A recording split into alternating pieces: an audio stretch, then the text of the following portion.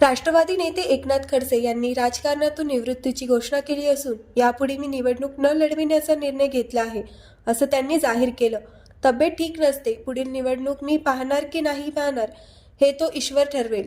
पुढील निवडणुकीत कदाचित मी असेल किंवा नसेल, पण या निवडणुकीत मी आपल्याला विनंती करणार आहे की आपण सर्वांनी रोहिणी खडसेंना निवडून द्यावे.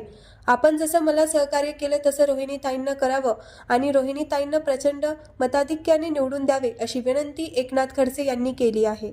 रोहिणीताई खडसे या तुतारी वाजवणारा माणूस या चिन्हावर उभे आहे. माझी विनंती आपल्याला राहणार आहे की यापुढे मी निवडणूक न लढवण्याचा निर्णय घेतलेला आहे. मी गेले अनेक वर्ष आपल्या सोबत आहे. गेले अनेक वर्ष आपणही मला सहकार्य केलेलं आहे. आपल्या सुखदुःखामध्ये मी सहभागी झालेलो आहे.